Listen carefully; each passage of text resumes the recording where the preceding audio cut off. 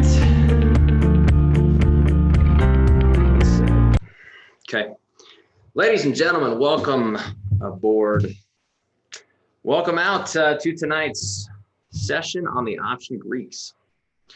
I'm just getting my ducks in a row here. Make sure I've got all my screens up and running. Want to see any comments coming in. We're gonna have a fun time tonight. I've got some good stuff planned here. So let me. Is it gonna make me sign in, huh? No, don't want to do that. Don't want to do that.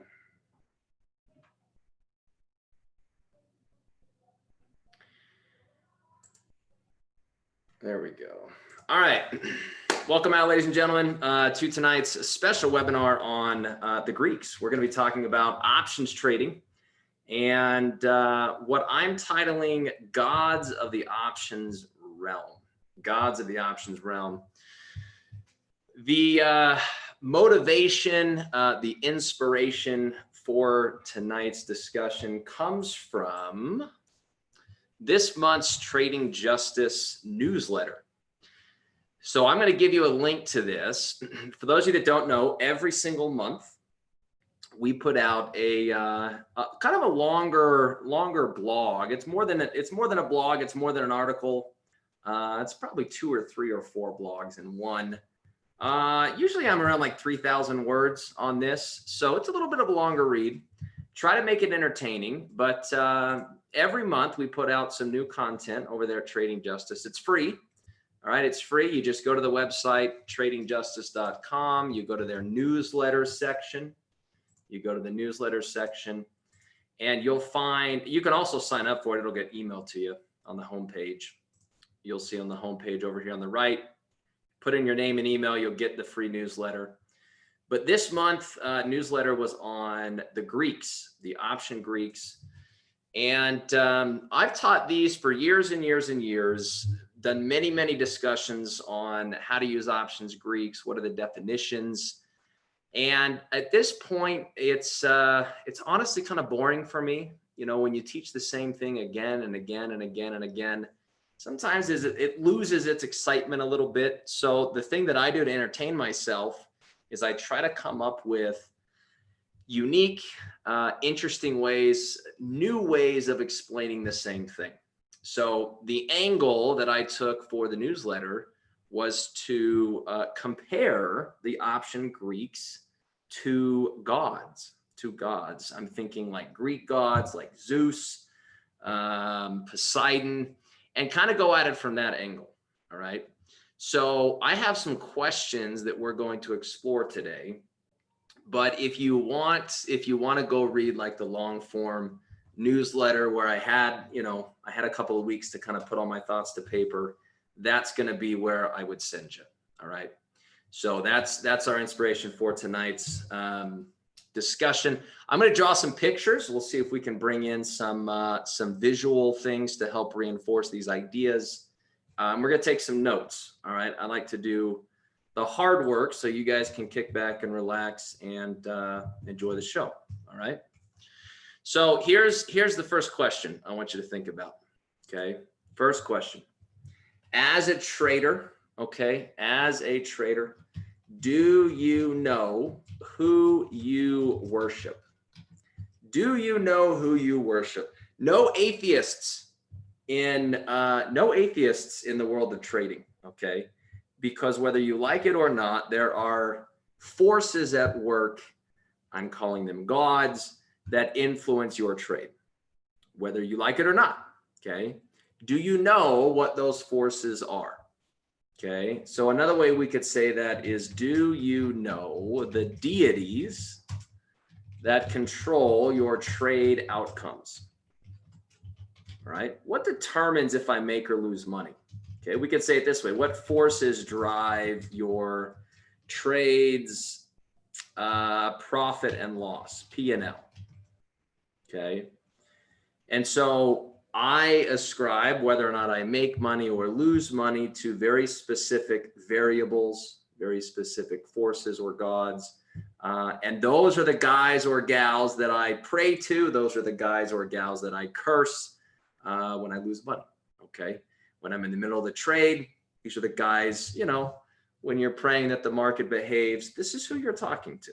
This is who you're talking to. Okay. So in the newsletter, I kind of compare stock trading to options trading, and we look at how it's different in terms of who's controlling the outcomes. Okay. So stock traders, okay, the world of stock trading, they practice monotheism, or they are monotheistic. And what that means is that there is one God. Okay.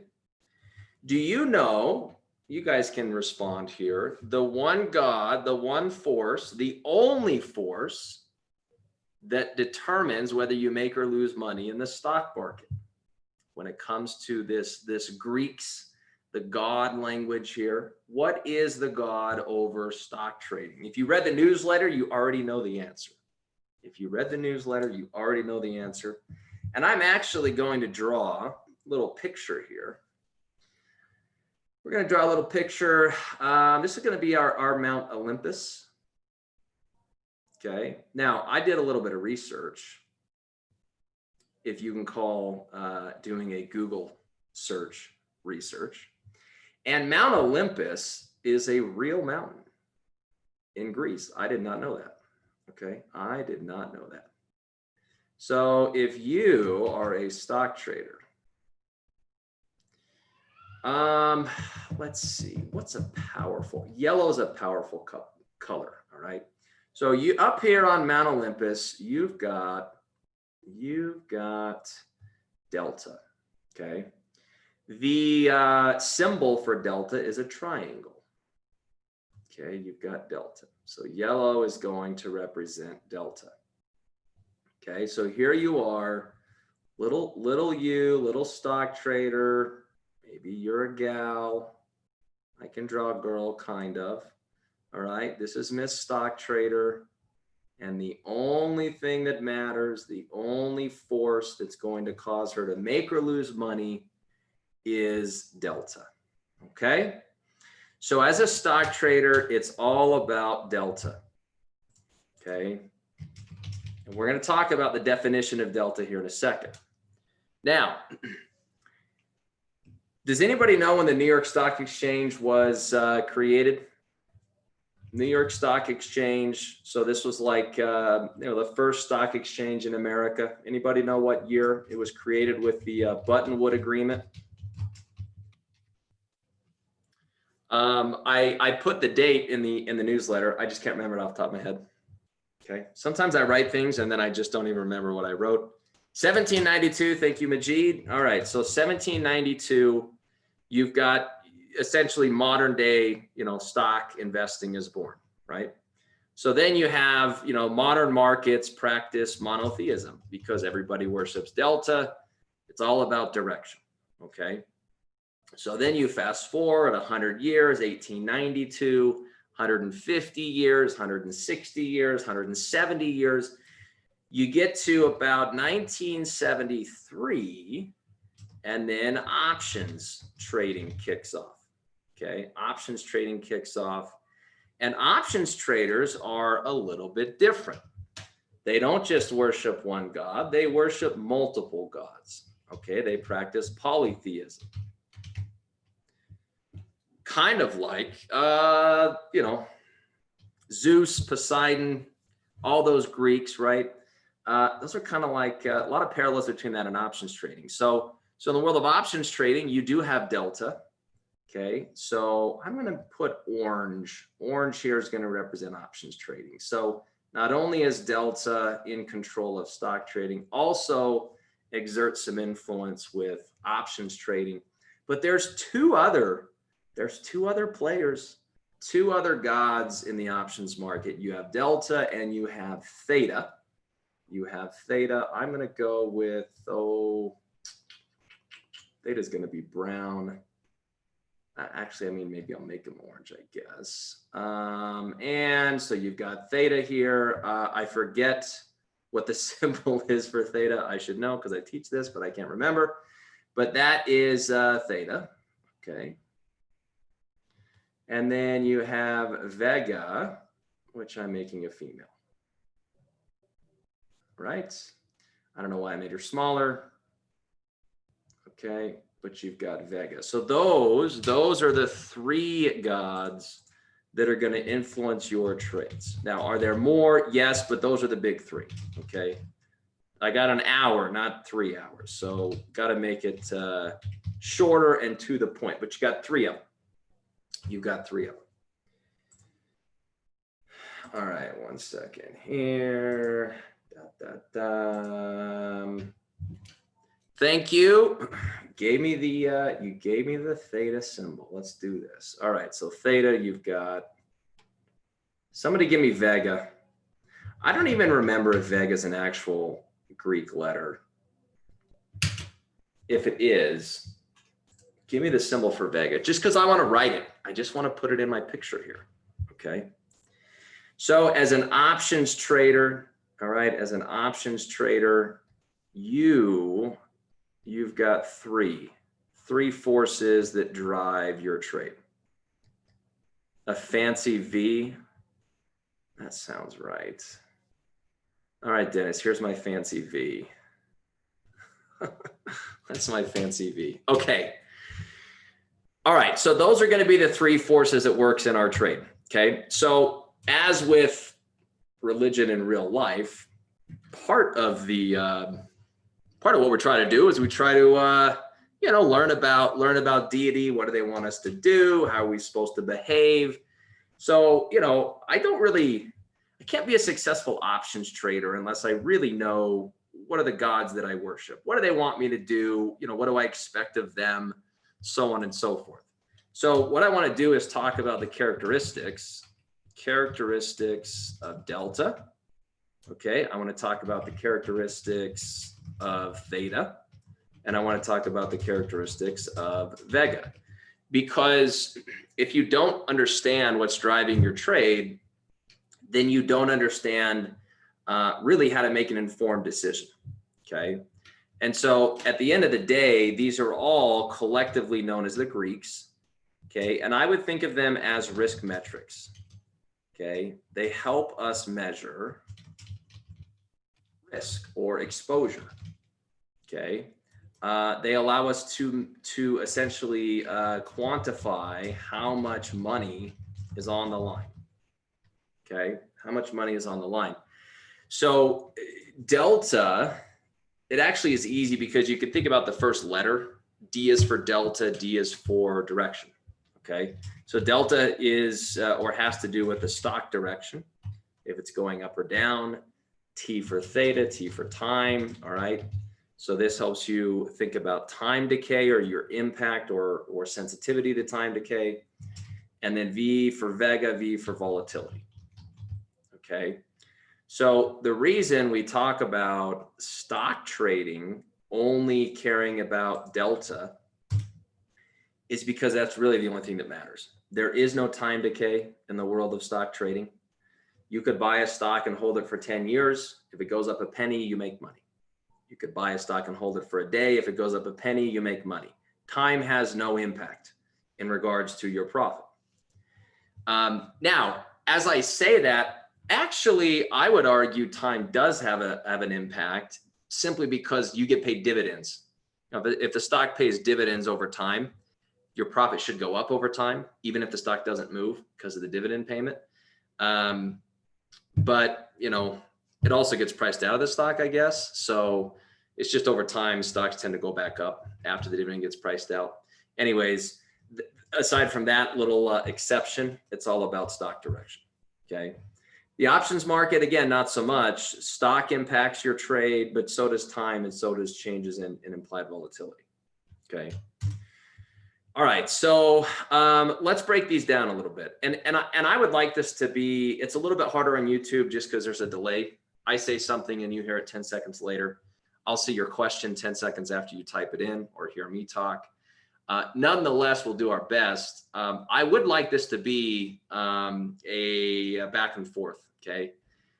Because I don't know what you know. I don't know what you don't know. I can give you the baseline, but honestly, it's more enjoyable if it's more of a dialogue, okay? So as I'm going through the definitions and how to use these, I want this to be part theory, but part practical. Okay. I don't want you to come away just, generally enlightened. I'd like you to come away with some specific things that you can better understand about your own trading, and asking questions will help me to accomplish that. Okay. So don't be shy. All right. So if we take a look at delta, okay, delta is the definition, the definition of delta is how much money you make if the stock rises $1. Okay. Or you could think of it as the rate of change of an options value if the stock rises $1. Okay. So in the stock market, if you own 100 shares, you have a 100 delta. If you own 1 share, you have 1 delta. Okay. So as far as stock is concerned, when you think about your risk with stock, you equate that to the number of shares, right? So if trader A has 50 shares of Apple and trader B has 100 shares of Apple, then you would say trader B has more risk. I say, hey, trader B has more risk because they own more shares. Okay. Well, if you understand that 1 share of stock is the equivalent of 1 delta, basically you could say trader A has 50 Apple deltas and trader B has 100 Apple deltas. Okay, it's 1 for 1. So if the stock goes up $1, trader A makes $50, trader B makes $100. So if you're tracking the number of shares you own, you're tracking your delta. It's one and the same. And so you don't really learn a lot about delta in a stock trading class because you don't need to. It's the same as the number of shares that you own. It just sounds more fancy. Okay, it just sounds more fancy. But ultimately, if you buy stock, the reason the God that you're interested in is delta is because you want the stock to go up. Okay. And delta corresponds with direction. If the stock moves in the right direction, you're making money. Okay. If it doesn't, you're losing money. Fundamentally with stock trading, that's all you have to know. Okay. That's all you got to know. And so when you look at a brokerage account that displays delta, like here, I got a bunch of stock positions. Okay. Look, the quantity, the number of shares is the same as the delta. 100, 100. Okay. 300 shares. My delta is 300. If you're short, I'm short 100 shares of Walmart for whatever reason, delta is negative 100. So it can be positive or it can be negative. Okay. So positive delta would be when you are bullish. Okay. Negative delta would be when you're bearish. Okay. I've also heard people refer to this as long and short delta. So if you're long delta, you're bullish, or you're positive delta. Being negative delta, you're short deltas. Okay, we are short deltas. All right, so let's talk about the options market. Okay, delta and the options market. Can you think about what you can do to get bullish in the options market? What can you do to get bullish in the options market? We know you can buy stock in the stock market. In the options market, you can buy calls or you can sell puts. So fundamentally, there's 3 things you can do to get bullish. You can buy stock, you can buy a call, or you can sell stock. Those are the 3 things you can do. Okay. In stock and options market, on the bear side, you can short stock, you can buy puts, or you can sell calls. Okay. Those are the 6 basic building blocks of trading in the stock and options market. And 3 are bullish, 3 are bearish. Okay. 3 are bullish, 3 are bearish. When you look at an options trade, when you look at an options contract, I should say, so one option, you will see the delta range between 0 and 1 if you're talking per share. But because the multiplier on an option contract is 100, one option controls 100 shares of stock, you could also say that the delta ranges between 0 and 100 if you're talking per contract. Okay, so you would say or 0 and 100 if you're talking per contract. Okay, so basically if I buy a 50 delta call, it's kind of like I'm long 50 shares of stock because I have 50 delta. I'm going to make $50 if the stock goes up $1. I'm going to lose $50 if the stock goes down $1. If I were to buy like a negative 75 delta put, it's kind of like being short 75 shares of stock. They have the same directional exposure. So my delta is negative 75. Okay. Every strike price has a different delta. You know, as you go in the money, the delta gets larger towards 100. As you go out of the money, it gets smaller. And so each strategy that you learn, whether it's a naked put or a covered call, a spread, each strategy is going to have unique rules around delta. Okay, and a covered call, you may get taught, hey, I'm supposed to sell a 40 delta covered call or a 30 delta covered call. Naked put, I want to sell a 20 delta put or a 10 delta put. If I buy a call, I want to buy a 60 delta call. Okay, so we start to create rules around specific strategies in terms of what you want the Greeks to look like. Okay, so what's interesting about this, when you go, I'm going to look at a couple of open trades here. In fact, I've got a screenshot I want to use. Pull this over. Okay, so take a look here. This is a position statement using Thinkorswim. Just a collection display of a bunch of different trades. Okay, and if you take a look here, you've got a delta column. Okay, so this is telling me what my delta is for each position.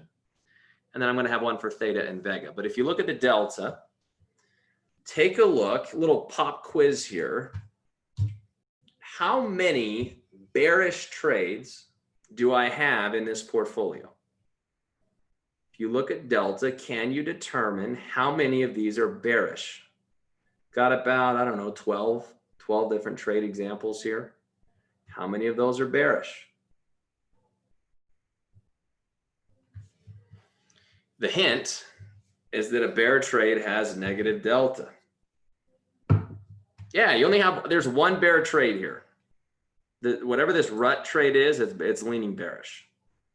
Okay, every other trade is bullish. Is that good to know? Is it good to come in and look at your portfolio and at the drop of a hat be able to determine how many of these are bullish, how many are bearish? You know, what's the distribution of my positions? Without having to open up each one and say, oh, that's a covered call, that's a long put, that's short stock. It's like a shortcut. It's like a shortcut, right? All right, so I got one bear trade. How about the size? You know, the bigger the delta, the more exposure you have. Okay, do I have a lot of exposure in this BABA position with a delta of 1.77? No. If your delta is close to 0, then you don't have much exposure. If BABA goes up $1 tomorrow, if the stock goes up $1, I'll make $1.77. If the stock goes down $1, I'll lose $1.77. I don't have a lot of exposure. Okay. How about EEM? My delta is 241. Does that have a lot of exposure? Yeah, kind of. I mean, more than BABA. It's kind of like I'm long 240 shares of the stock. So if it goes up $1, I make 240 bucks. If it goes down, I lose. Am I losing money today? Is the P&L negative? Yes, the parentheses is a negative number. So what did EEM do today? Must have went down. If I'm down 30 bucks with a delta of 240, did the stock go down a lot? No. I mean, you know, if it went down $1, I would have lost 240 bucks. I only lost $33. So EEM must have went down, but not much. Okay. All right, so you've got some little shortcuts here with using the delta, but that is a way for me to quickly kind of equate what do I have on in these stocks and how, what's the equivalent number of shares of the stock that I'm long.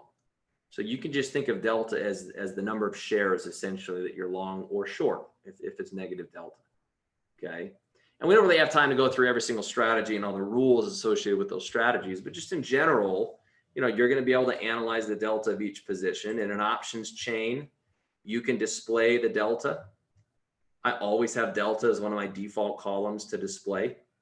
You'll see it's positive for call options. It's negative for put options. Ranges between 0 and 100. And that's delta. Okay, so that's your delta. Lots of different ways that you can think about using this also for like hedging purposes. If you buy, this will be my last point on delta. If I have like a positive 100 delta on Apple and I want to reduce risk, then I could maybe add some negative delta. How do I do that? Well, I could buy a put. Buying puts is negative delta. I could sell a covered call. That's negative delta. That would reduce my risk, right? Or maybe I could sell some stock. Assuming I own 100 shares, and maybe I sell 50 shares. So, the simplest way to lower risk in a position, maybe you just made a bunch of money over the last couple of weeks and you're like, hey, I want to reduce risk. Okay. Maybe buy some puts, maybe sell some covered calls, maybe take off some stock. You can reduce your directional exposure. And so oftentimes you'll hear the phrase delta hedging. And really all it is, hedging is just entering offsetting positions. So if I've got some primary bullish positions, I may add some bear trades to those existing bull positions to quote unquote hedge or offset the risk. Delta just allows you to measure the degree to which you're offsetting the risk. Hey, I took my 100 delta position down to 50 deltas, cut my exposure in half, right? Oh, I took 1,000 delta position down to 200. I cut my risk by 80%. Okay. So that's, what people are thinking or talking about when they use the phrase delta hedging. Okay. Okay. So there you go. Characteristics of delta. You ready for the next one? Next one's theta. All right. So delta is relevant to stock and options traders. Theta is going to be only relevant to option traders. Okay. And theta is actually quite a bit simpler than delta. Wrong button there. Thiago, that's a good question. I'm going to come back to that. Remind me if I forget. All right. I'll come back to volatility when I get to vega, if that's okay. All right, so theta measures time decay. Definition is the rate. Well, actually, let's say it this way. How much an option loses in value per day? How much an option loses in value per day? Options are decaying assets. Time has value, right? As it passes, options decay, right? How much does the option lose? Does the option lose $1 a day or $30 a day or $50 a day? Well, theta will tell you. Okay. So when you buy an option, if you buy a call, a call or a put, you have negative theta. Okay. It's working against you. It's like a little thief. It steals money from you. That money is going into the pocket of the option seller. So if you sell an option, if you short a call or a put, you're the one making money due to time decay. Okay. So people that buy options are fighting against time decay. People that sell options are benefiting from time decay. Okay. So when we buy options, we say, time is your foe, right? You're fighting against him.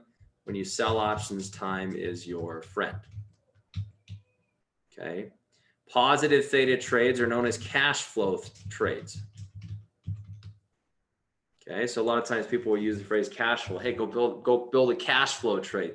What are they talking about? You know, don't directional trades generate profits? Couldn't a directional trade be a quote cash flow trade? Well, yes and no. I mean, we're not saying you can't make money with directional trades, but the force, the God that's gifting you the profit is not time, it's delta, right? So a cash flow trade is usually one that profits from time decay, a covered call, a naked put, that kind of stuff, okay? And so what you'll discover is that options lose value faster close to expiration or as expiration approaches. Okay, so you might have like a 1 month option that loses $10 a day, and a 1 year option may only lose $2 a day. So longer term options lose money slower. Okay, and you'll often see this time decay curve right here representing the rate at which options lose value. Okay. Now, this is specifically an at the money option. Out of the money options, the decay curve is different, but this is kind of the you know, the poster child picture for how time decay works. Just note, you know, little asterisk, this is just for at the money options. Okay, but basically this is time getting closer and closer to expiration, and then this is the amount of extrinsic or time value. You can see that it drops off faster and faster as you get closer to expiration. Okay. Ahmad, yeah, so like cover call, naked put, those would be examples of short options or positive theta trades. Okay, so if I go back to my portfolio example here, here's my theta. Okay, are any of these negative numbers? Are any of these negative numbers? No. What can I conclude? Well, I didn't buy any options. These are all short option trades. Every single one of them is short theta. Okay, or short an option, which means positive theta. So could be a naked put, cover call, condor, bull put, bear call. There's a million of them. But in some capacity, I was selling options here. Okay. How much money am I making per day in theory on, let's see, who's my biggest theta position? I think it's this one. Right, I'm at 14 bucks per day in profit with this, whatever this trade is. I'll tell you it's a covered call, okay? So this theoretically is making $14.23 a day just due to the passage of time.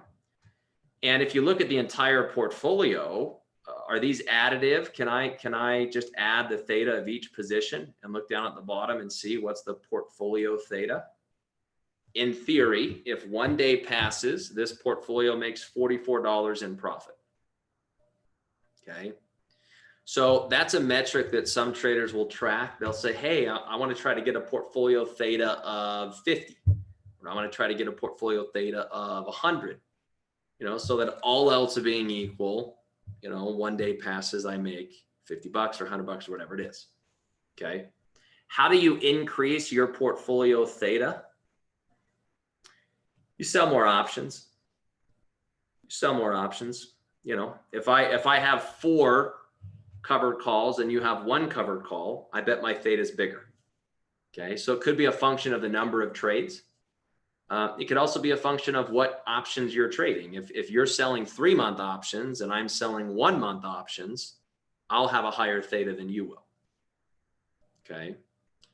So, you know, if I feel like my theta is getting low, it's probably because I need to re-up my trades.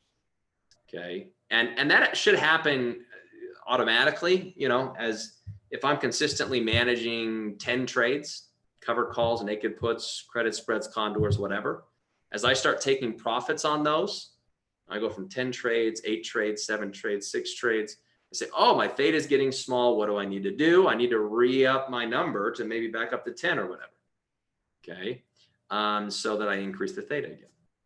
It also might increase by itself, just getting closer to expiration. So if I'm selling 30-day options, you know, on day 30, the theta is not going to be as high as day 10. So just progressively getting closer to expiration could increase the theta a little bit as well. If you want to get these column headings, if you want to display these gods up top here, you do it by clicking on the cogwheel, Ahmad, right there. And then you can customize it. So if I'll show you here, I'm going to go to the monitor tab. If I click on this cogwheel right here, it allows me to add columns, and I can just type in, hey, I want to add delta, right? And then you can customize them. I don't usually display vega. I just did it here because I'm teaching the concept. I would definitely display delta. I think theta is interesting as well. Delta, theta would be the two that I would definitely display. Okay. All right. So you know, when you're doing individual trades, do you have theta rules? A theta rule would simply be, hey, with this strategy, sell 1 month options. With this strategy, buy 3 month options. That kind of stuff. That kind of stuff. Okay. So it's going to really come down to what is my time rule. But other than that, I think just conceptually, look, you sell options, time is working for you. You buy them, time is working against you. And I'll also add that you might have, you might say, look, I own a 3 month option, or I own a 1 month option. Time decay is hurting me. You can also hedge your theta exposure. You know, if you have a big negative theta, then sell options against that trade. So if I buy a call and I don't like the fact that I'm losing money due to time decay, I'll sell a call against it. I'll add a positive theta trade. Okay. And so one of the benefits of doing a spread, or not just buying options outright, getting in the habit of selling something against them, is you reduce your time decay. Okay. You might even flip it from a negative theta trade to positive theta. Like if I buy a 3 month call and sell a 1 month call against it, it turns it into a positive theta trade. Okay. Because short-term options have a higher rate of time decay than long-term options.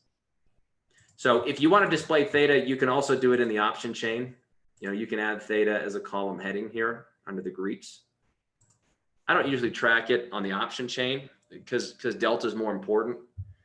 Like if we were to look at who's the most important factor, you know, which god has more strength, usually delta is going to be the biggest driver of your trade. It does depend on the type of trade. But look, if you put on a theta trade and the stock goes in the wrong direction, essentially theta is trying to give you rewards, but delta is just, you know, kicking you in the teeth, and the losses from delta are outweighing the gains from theta. Okay. So, you know, you can be wrong or have time decay working against you and still make a lot of money with delta. It's very hard to be wrong on direction, aggressively wrong on direction, and still make money based off of theta or vega. So of the 3 gods, there's no doubt, you know, a wrestling match, delta is going to come out on top. All right, that's theta. Final one here, vega. Final one is vega. Vega is the hardest one to understand. When I first started, the concept of implied volatility, I just found difficult. It took me a little bit to get it right in my head. And so I think that I wouldn't, you know, don't beat yourself up if volatility, implied volatility, you know, whether an option's underpriced, overpriced, that can take a little bit of time. Okay. But vega has to do with your sensitivity to implied volatility. Okay. So sensitivity to not just any volatility, but implied volatility. Okay. So basically it's going to be how much money I make if implied volatility, which I'll use IV for short, rises by 1%. Okay. So if your vega is positive 10 and implied volatility is at 15%, if IV rises to 16%, I will make $10.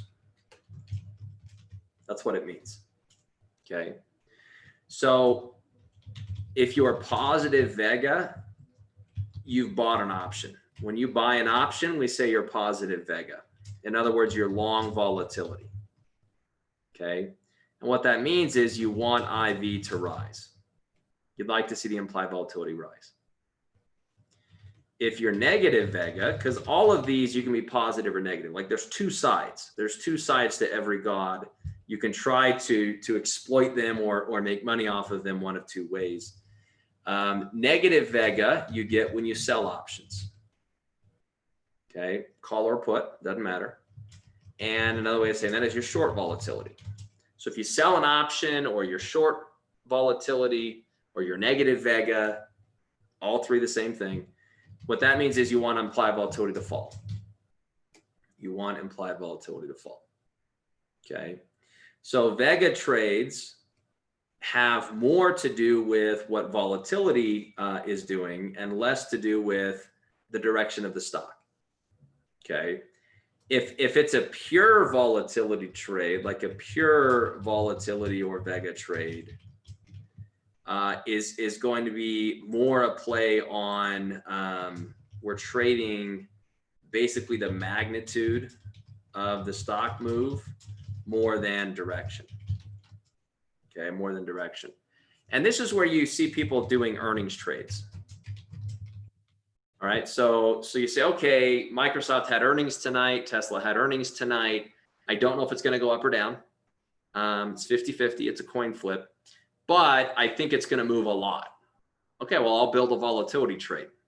There's a way to build a trade that says if it moves, a lot, you make money. And it's a long volatility trade. It's a positive vega trade. Or you could say, look, I don't think Tesla's going to move that much. So I'm going to do a short volatility trade. I don't want to bet that it's going to go up or down. I just want to bet it's not going to move that much. Okay, you could do a pure volatility trade around that. So one of the benefits of going from monotheism, delta, delta, delta direction, is the stock going up or down? Is the stock going up or down? Is the stock going up or down? That's the life of a stock trader. One of the benefits of then branching out and saying, okay, I want to look at theta. I want to look at vega. I want to be more polytheistic and rely on multiple gods to try to make some money. One of the benefits is there's more trades you can do. Instead of always saying, is the stock going to go up or down? Is the stock going to go up or down? In the case of vega, now you have this brand new arena that you can play in, which is how much do you think the stock's going to move? 10 bucks, 5 bucks, 20 bucks, up or down, doesn't matter. You could, if you have an opinion, you could build a trade around that. So instead of always being focused on up or down, now we can also say, well, how much is it going to move? Do you have an opinion? Oh, I think it's going to move a lot. I just don't know which direction. That's okay. We can build a trade around that. So it opens up like a whole nother bag of tricks if you know how to use vega. Okay. Now, when it comes to like practical application with vega, okay, here's the practical application. If you go back and you see, hey, positive vega trades, you want implied volatility to rise. You want implied volatility to rise. Or negative vega, you want implied volatility to fall. Okay. If I don't have an opinion on implied volatility, then it's hard to choose if you should do a positive or negative vega trade. Okay. If you do have an opinion, you think, oh, implied volatility is going to go up, or, oh, implied volatility is going to go down. When you have a strong opinion like that, that's really where you would want to make sure you position yourself on the right side of volatility. Okay. And so you have to just learn, how does implied volatility behave? And implied volatility is an indicator you can track. Okay. And it rises and falls over time. Okay, the fancy way of saying that is it exhibits mean reversion. So I can come into Thinkorswim and I can add implied volatility I can go to studies and edit, and they call it IMP volatility, IMP volatility. So I can add that, and over time, March kind of blew everything out of the water because it was so crazy. But if you look outside of March, like you'll see implied volatility tends to go up and down over time, like this right here. Goes up and then down, and then up and then down, and then up and then down. So like if it's in the middle of the range and I say, which way do you think implied volatility is going to go? It's like, I don't know. I don't have a strong opinion. But if it gets pretty high, I have a strong opinion. I think it's going to go lower. So if I think implied volatility is going to go down, I would want to enter a negative vega trade, a short volatility trade. Okay. If implied volatility was low, given that it tends to oscillate in a range, when it's at the lower end, I have an opinion. I think it's going to go higher. That would be the optimal time to enter a positive vega trade. Okay. How do you do that? You buy options. So we prefer to buy options when implied volatility is low, or said another way, I prefer to enter positive vega trades when implied volatility is low. And I prefer to sell options when implied volatility is high. Or I could say it a different way. I prefer to enter negative vega trades when implied volatility is high. What kind of trades are those? Well, let me take a picture of this and I'll actually label some. Okay. But does it help thinking of it in that way? So you have high IV. So that means I would prefer selling options. I would prefer entering negative vega trades. Why? Because I think implied volatility is going to go down, and that's how a negative vega trade makes money. Okay.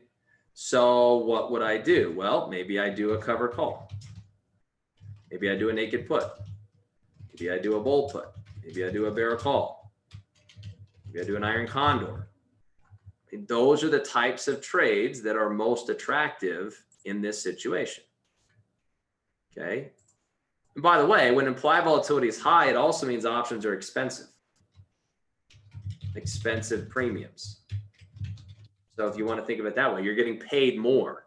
See, there's a lot of different angles that you can take with the explanation as to why that's the time you want to do these. But today's discussion is Greeks. So I'm approaching this from a vega perspective. Okay. So we're entering negative vega trades, or at least that's when it's the most appealing to enter those negative vega trades, when the IV is high. Okay. And then when the IV is lower, again, this is when I have a strong opinion. If it's in the middle, I don't have as strong of an opinion. That means the options are cheaper. I prefer to buy options. I'd prefer to enter positive vega, in other words, to go long volatility, because I think IV is going to go back up. That would be something like a long call, or a long put, or a straddle, a long straddle, or a long strangle. Okay, or even a debit spread, like a bull call or a bear put spread. Those are all positive vega trades. They're all long volatility. Okay, so vega doesn't have to be this mystical, complex thing. It's just I'm explaining why we like to buy options in Greek terms when implied volatility is low, because that's when I think it'll go back up. So that's when I want to be entering those positive vega trades that benefit from IV rising. Okay. So really all you need to do is just add implied volatility to your chart. And that can be one additional metric that you use to determine if it's a particularly good time to buy options or a particularly good time to sell options.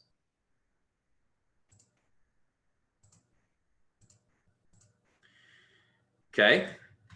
Now back to Thiago's question.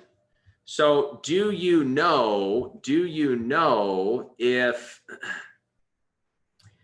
options are cheap or expensive without looking at implied volatility? How do I know if options are expensive without looking at implied volatility? Can you just look at the price of the option itself and know that? Not unless you've been paying attention and you're pretty familiar with how expensive those options typically are. For example, if you just pull open a random option and you say it costs this much, and I've never looked at options on that stock before, I probably wouldn't be able to tell you if it's cheap or expensive. Okay. Now, because I've looked at a million different options and I kind of know what a typical price is of an option, I'd probably be able to tell that it was expensive. You know, for example, just using common sense, if it's a $50 stock and you show me a 1 month 50 call and it costs $10, I'll be like, man, that's 20% of the stock price. Knowing what I know about how much options are usually priced, that option is ridiculously expensive because it's pricing in a $10 move, a 20% move in the stock over the next month. I mean, that stock must have some major mojo, or else this option is just ridiculously overpriced.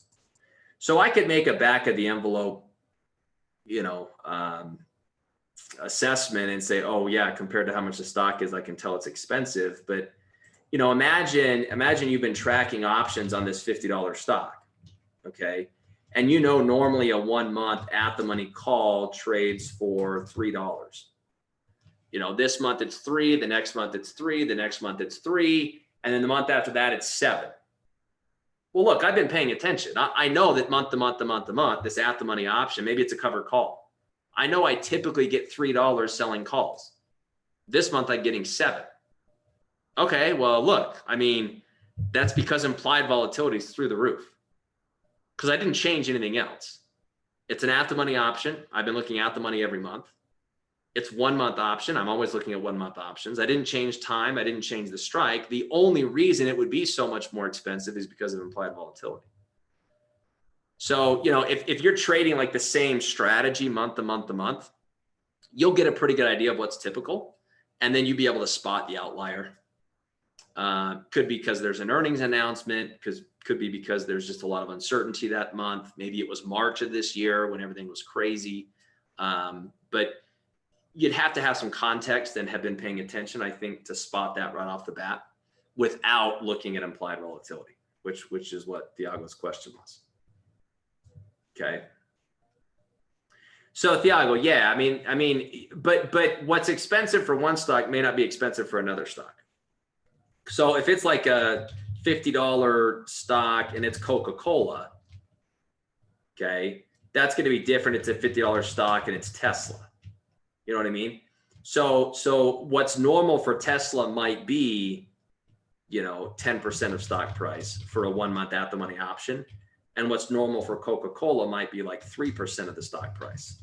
So I don't have like a rule of thumb as to what should an at the money be priced at as a percentage of the stock price. But you know, if you pay attention just for the next couple of weeks with the same stock, you'll get a pretty good feel. Okay.